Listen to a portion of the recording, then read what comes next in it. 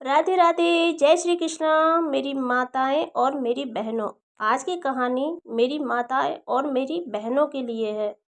जिन माताएं और जिन बहनों ने अपने घर में लड्डू गोपाल बिठा रखे हैं और प्रतिदिन वो मात्र मिश्री का भोग लगाती हैं, तो ये कहानी उनके लिए है और ये इस कहानी को वो अवश्य सुने। प्रतिदिन मिश्री का भोग लगाने से लड्डू गोपाल के साथ क्या होता है, इस कहानी के अंदर ये चीज़ दर्शाई गई है और ये कहानी जो है ये एक सत्य घटना भी है। तो चलो हम स्टार्ट करते हैं कहानी। तो बहनों, ये कहानी शुरू होती है शांति देवी नाम की एक महिला से, जो कि जवानी में ही लड्डू गोपाल को वृंदावन से लेके आई थी। वो आगरा के पास एक छोटे से गांव में रहती थी। 3 बेटा थे और 2 बेटियां थीं। समय धीरे धीरे गुजरने लगा। जब तक बेटियां थी, जब तक शांति देवी बहुत ही प्रेम से अपनी ठाकुर जी की पूजा करती थी। बेटियां भी करती थी पूजा। धीरे धीरे समय गुजरने लगा। बेटियों की दोनों की शादी हो गई। अब शांति देवी के ऊपर सारे काम की लोडिंग आ गई। घर का भी काम, लड्डू गोपाल की भी सेवा, बेटों का भी काम, पति का भी काम। और जानते हो आप कि गांव में तो भैंस वगैरह भी रखते हैं, तो उनका भी काम। तो शांति देवी मन मन में सोचती थी कि जब मेरे बेटों की शादी हो जाएगी तो मैं बड़े प्रेम से अपने बहुओं के हाथ में सारा घर बार सौंप कर अपने लड्डू गोपाल की शांतिपूर्वक सेवा करूंगी। लेकिन शायद ये उसका सपना था। तीनों बेटों की एक एक करके शादी हो जाती है जल्दी, क्योंकि खेत क्यार से घर बार से शांति देवी ठीक थी, लेकिन उनके पति नहीं थे। पति बच्चों के बचपन में ही गुजर गए थे। लेकिन खेत क्यार ठीक ठाक था, इसलिए उनका घर बार ठीक था।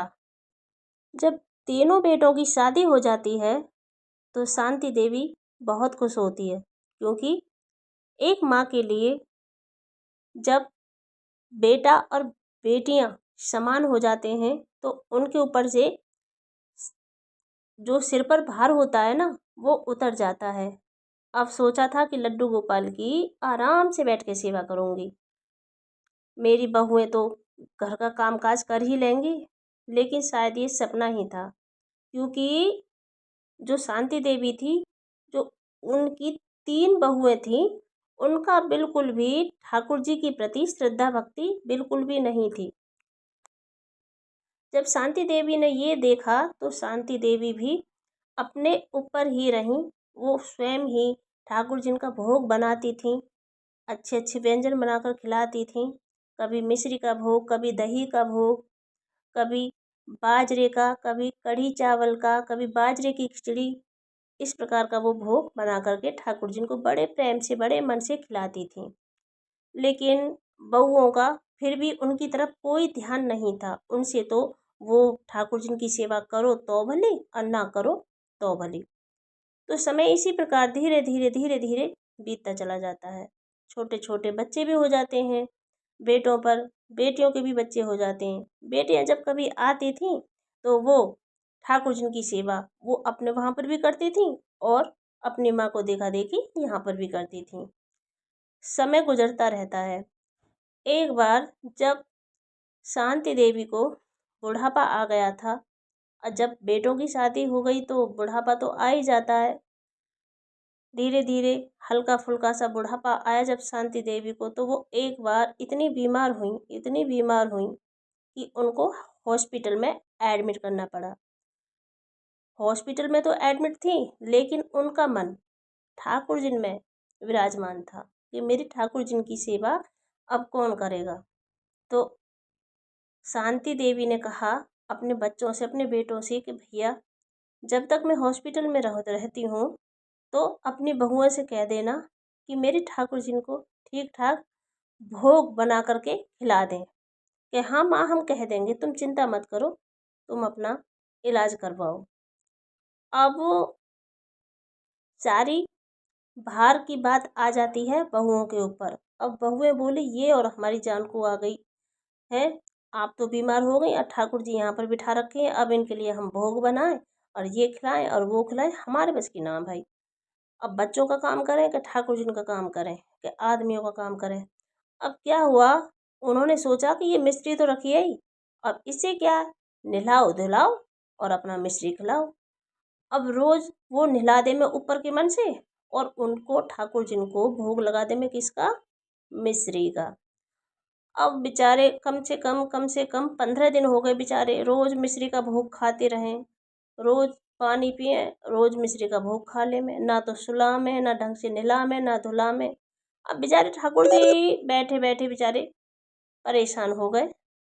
अब ठाकुर जी अपने मन ही मन में बोले, भाई अब तो कुछ करना जरूर पड़ेगा, नहीं मैया मुझे मिश्री खिला खिला के बोर कर देंगी। तो ठाकुर जी ने क्या करा कि रात में तीनों बहुओं के सपने में आए, बोलो ठाकुर महाराज की जय, बोलो लड्डू गोपाल की जय। और सपनों में आगे क्या कहते हैं कि मैया बहुत मिश्री खा ली, अब ऐसा करियो कल को मेरे लिए अच्छा सा भोग बना दियो, अगर तेने अच्छा सा भोग ना बनाया ना तो देख। अब उनके जो घर वाले थे वो किराने की दुकान पर काम करते थे, उनके घर की निजी किराने की दुकान थी और खेती बाड़ी थी, कि तेरी खेती में बहुत नुकसान होगा और तेरी किराने की दुकान में भी बहुत ज़्यादा नुकसान होगा। अब यह बातें सुन के अब उनकी आँख खुल गई। अब सुबह को जब दुरानी जेठानी बात करती हैं, बड़ी ने वही सपना बताया, फिर छोटी वाली ने वही सपना बताया और फिर तीसरे नंबर वाली ने भी वही सपना बताया। वो बोले कि ये तो चमत्कार हो गया, तीनों की तीनों बोली ये तो चमत्कार हो गया बहनों, कि तुमको भी वही सपना आया और मुझको भी वही सपना आया और छोटी वाले को भी वही सपना आया, कि हाँ ये बात तो सत्य है बिल्कुल। अब क्या हुआ, अब तीनों की तीनों जनी जुट गई किसमें कि कहीं ठाकुर जी की बात सत्य ना हो जाए। अब तीनों की तीनों जनी बहुत जल्दी जल्दी उठाए ठाकुर जी और बड़े प्रेम से नहलाए, फिर उनके लिए जैसा कि सपने में लड्डू गोपाल जी ने बोला था इसी प्रकार से उनके लिए किसका, खिचड़ी का और कढ़ी पकौड़े वाली कढ़ी का ठाकुर जी के लिए भोग लगाया और बना करके खिलाया। लेकिन जब उन्होंने वो भोग बनाया और खिलाया, उनके अंदर एक भक्ति की भावना प्रकट हुई और उस भक्ति की भावना से वो ठाकुर जी की सेवा करने लगी। किराने की दुकान पे भी इतनी कमाई हुई और ठाकुर जी की कृपा से खेती में भी बहुत, फसल में भी बहुत लाभ हुआ। और जब सासू माई 20 दिन के अंदर वहाँ से आई हॉस्पिटल में से और उन्होंने अपनी बहुओं को इस प्रकार से सेवा करते हुए ठाकुर जी की देखा तो वो अचंभित रह गईं। उन्होंने बड़ी प्यार से अपने लड्डू गोपाल की तरफ देखा, शांति देवी ने, तो जो कि वो धीमे धीमे मंद मंद मुस्कुरा मुस्कुरा रहे थे। अब शांति देवी बोलती हैं कि लल्ला ये सब तुम्हारी ही करामात है, जरूर कोई ना कोई छल करा है, जभी तो ये तीनों की तीनों तुम्हारी इतनी सेवा कर रही हैं। लेकिन शांति देवी बहुत खुश थी कि सब कुछ बदल चुका था, बहुएं बड़े प्रेम से लड्डू गोपाल की सेवा कर रही थीं। कहानी का तथ्य ये है बहनों कि लड्डू गोपाल अगर आपने अपने घर में विराजमान कर रखे हैं तो खाली मिश्री का भोग न लगाएं। मिश्री उनको प्रसाद के रूप में अवश्य रोज जरूर रखें, लेकिन तुम अगर रोटी खा रही हो तो घी रख करके तो भोग लगा दे। अगर लहसुन प्याज की सब्जी है तो उसे ना लगाएं, कोई बात नहीं है। ठाकुर जी मेवा और मिष्ठान के भूखे नहीं है, ठाकुर जी आपके भाव के भूखे हैं। अगर आप सूखा रूखा भी खा रहे हैं तो आप उसी सूखे रूखे में से एक दिन का निकाल करके अपने ठाकुर जी के नाम का आइए, हमारे लड्डू गोपाल आइए खाना खाइए हमारे साथ, इस प्रकार से बोल सकते हैं। तो बहनों माताओं, आपको आज लड्डू गोपाल की ये कहानी कैसी लगी, आपको कुछ सीख मिलती है या नहीं मिली?